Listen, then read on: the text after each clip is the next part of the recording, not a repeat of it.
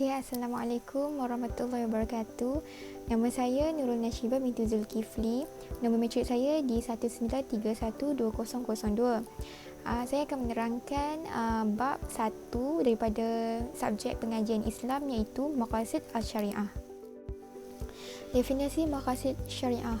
Perkataan maqasid dari sudut bahasa merupakan jamak kepada perkataan maksad yang diambil dari kata kerja yang membawa maksud, pegangan, punca, sasaran, kelurusan, keadilan dan kesederhanaan. Dengan lain perkataan, istilah ini merujuk kepada maksud objektif yang membawa erti berasaskan kenyataan atau fakta sebenar. Manakala syariah berasal daripada perkataan syarak yang bermaksud sumber air yang tidak pernah putus dan terus mengalir, memulai sesuatu pekerjaan dan menjelaskan, menerangkan serta menunjukkan jalan. Dari segi istilah, ia merangkumi keseluruhan apa yang diturunkan oleh Allah SWT kepada umat Islam melalui Rasulnya Nabi Muhammad SAW. Secara umum, maqasid syariah seperti yang diterangkan oleh ulama usul fiqh ianya merupakan makna dan tujuan yang dikehendaki syarak dalam mensyariatkan sesuatu hukum bagi menjamin kemaslahatan umat manusia. Maqasid syariah juga mempunyai kepentingan yang tersendiri dalam mengukur dan mempertimbangkan sesuatu perkara demi menjamin kemaslahatan dan menolak keburukan. Pertimbangan yang menjadi kayu pengukur ini semestinya berlandaskan nilai-nilai Al-Quran dan Al-Sunnah yang menjadi asas bagi memastikan ianya berada di dalam kerangka syariat. Perundangan Islam. Pada asasnya, sumber perundangan Islam terbahagi kepada dua, iaitu sumber primer dan sumber sekunder. Sumber primer berasal daripada sumber primer ialah Al-Quran dan Sunnah, manakala sumber sekunder terdiri daripada ijma' dan qiyas. Sumber primer perundangan. Pertama, Al-Quran. Al-Quran merupakan sumber utama perundangan Islam. Keasliannya yang ada pada Quran tetap terjamin. Oleh itu, syariah Islam bersumberkan Quran, maka dengan sendirinya syariah Islam merupakan syariah yang terbaik. Bahkan yang dipilih oleh Allah SWT, Al-Quran merupakan panduan lengkap dan rujukan untuk kehidupan semasa kerana kandungannya kekal lengkap merangkumi pelbagai bidang seperti sosial, ekonomi, undang-undang, sejarah dan sains. Kedua, Al-Sunnah. Al-Sunnah ialah segala yang disandarkan kepada Rasulullah SAW sama ada perkataan qaul, perbuatan, fi'il, pengakuan, taqrir, sifat kejadian dan riwayat hidup baginda sebelum dan sesudah baginda dilantik menjadi Rasul. Al-Sunnah diriwayatkan daripada para sahabat, tabi'in dan seterusnya sehingga ditulis oleh para ulama pengumpul hadis. Al-Sunnah juga merupakan wahyu daripada Allah. Perbezaan antara wahyu Quran dan wahyu sunnah ialah Quran diwahyukan oleh Allah secara menyeluruh meliputi lafaz dan maknanya, manakala sunnah pula diwahyukan Allah dalam bentuk maknanya sahaja dan lafaznya itu datang daripada Rasulullah. Quran dan sunnah menjadi sumber syariah termasuk dalam aspek perundangan. Buktinya ialah apabila Rasulullah SAW mengirim Muaz ibnu Jabal ke Yaman sebagai gubernur, Rasulullah SAW menguji Muaz tentang sumber rujukannya apabila menghadapi sesuatu masalah perundangan. Muaz menjawab bahawa beliau akan merujuk kepada Al-Quran, Al-Sunnah dan berijtihad jika tiada nas dari Al-Quran dan Al-Sunnah. Lantas Rasulullah SAW memuji Muaz atas jawapan itu. Walaupun wahyu Quran sudah lengkap dan sempurna, namun manusia masih memerlukan Al-Sunnah sebagai panduan hidup mereka. Ini kerana Al-Sunnah memainkan beberapa peranan penting di samping Al-Quran. Kedua, sumber sekunder perundangan Islam. Pertama, ijtima'.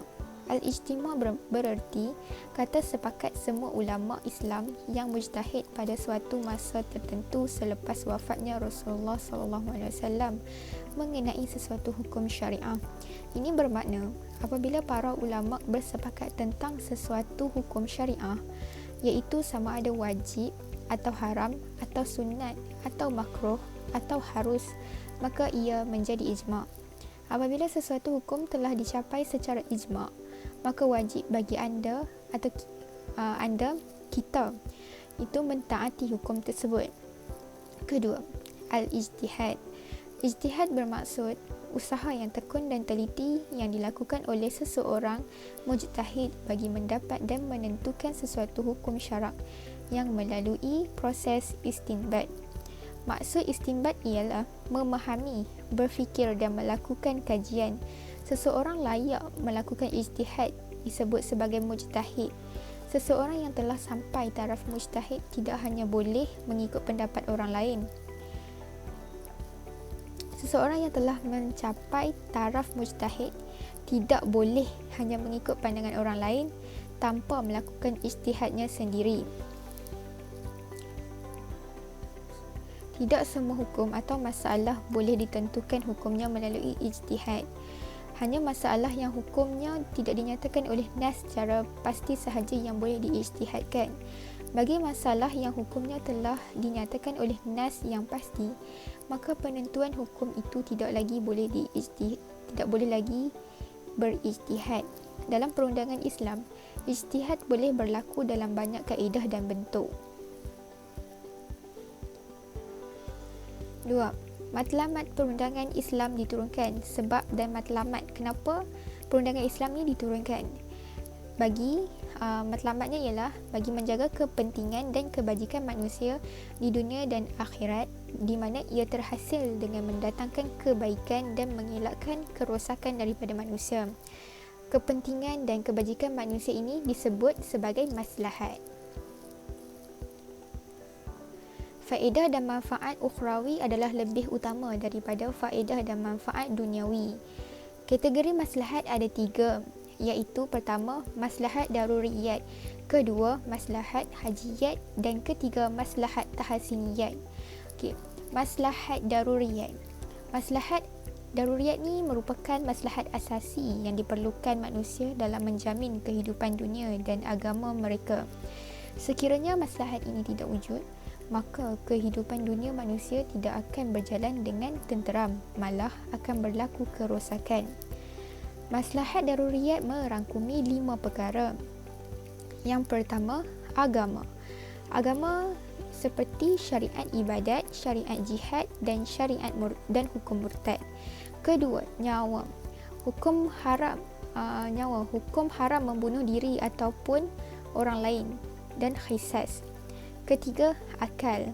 Haram makan atau minum benda yang dapat menghilangkan akal, seperti makan atau minum dadah dan arak. Keempat, keturunan. Syarak menetapkan peraturan aurat, pergaulan, hukuman had bagi pesalah zina dan khazaf. Kelima, harta. Syarak mewajibkan bekerja mendapatkan harta dengan cara yang halal dan melarang perbuatan seperti membazir dan mencuri. Kedua, maslahat hajiyat. Maslahat hajiyat ini merupakan maslahat yang diperlukan manusia untuk mendapatkan kelapangan dan mengelakkan kerosakan dalam menjaga 5 maslahat daruriyat. Sekiranya maslahat ini tidak dijaga, manusia akan mengalami kesukaran dan kesulitan, namun masih tetap memelihara 5 maslahat daruriyat. Contoh, masyarakat telah menetapkan rukhsah bagi orang yang sakit dan musafir dalam menunaikan ibadah, syariat jual beli, salam dan isti'anah dan dalam muamalat. Maksud isti'anah ni ialah kontrak seseorang penjual menjualkan kepada pembeli suatu aset yang akan digagaskan, dibina atau dikilangkan. Ketiga, yang terakhir, maslahat tahsiniyat. Melakukan perkara yang dikira sebagai elok dan baik serta menjauhkan diri daripada perkara yang mencacatkan dan yang tidak disukai oleh akal manusia yang waras.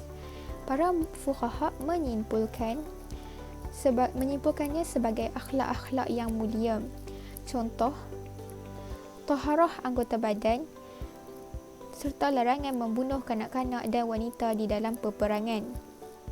Yang terakhir, maslahat tahsiniyat, melakukan perkara yang dikira sebagai elok dan baik serta menjauhkan diri daripada perkara yang mencacatkan dan yang tidak disukai oleh akal manusia yang waras. Para fuqaha menyimpulkannya sebagai akhlak-akhlak yang mulia. Contoh, taharah dengan anggota badan serta larangan membunuh kanak-kanak dan wanita di dalam peperangan. Maksud taharah anggota badan ni ialah bersuci daripada hadas dan najis dengan berwuduk, mandi ataupun tayamum. Okey, implikasi jika tidak memahami maqasid syariah. Yang pertama, akan berlaku kesalahan dalam mendahulukan maqasid yang sepatutnya dikemudiankan dan begitulah sebaliknya. Yang kedua, kesilapan dalam menentukan hukum apabila menjadikan maqasid syariah sebagai rujukan utama. Yang ketiga, hilang kesempurnaan serta hikmah dalam syariat Islam. Kesimpulan, maqasid al-syariah adalah merupakan suatu yang amat penting dalam pensyariatan hukum dalam Islam kerana ia bermatlamat untuk kebaikan kehidupan manusia dari sudut kerohanian dan material dan untuk keselamatan dunia dan di akhirat. Pensyariatan hukum yang bermatlamat demikian dapat difahami secara langsung dari nas-nas yang qat'i atau dapat difahami secara mafhum dari nas-nas yang zanni atau berdasarkan ijtihad. Aplikasi maqasid al-syariah adalah lebih luas dan lebih longgar dalam urusan pemerintahan dan pentadbiran negara kerana ia melibatkan keperluan manusia yang luas dan berbagai bidang dalam masa yang berlainan dan tempat yang berbeza. Sekian daripada saya. Wabillahi taufiq wa hidayah. Wassalamualaikum warahmatullahi wabarakatuh. Terima kasih.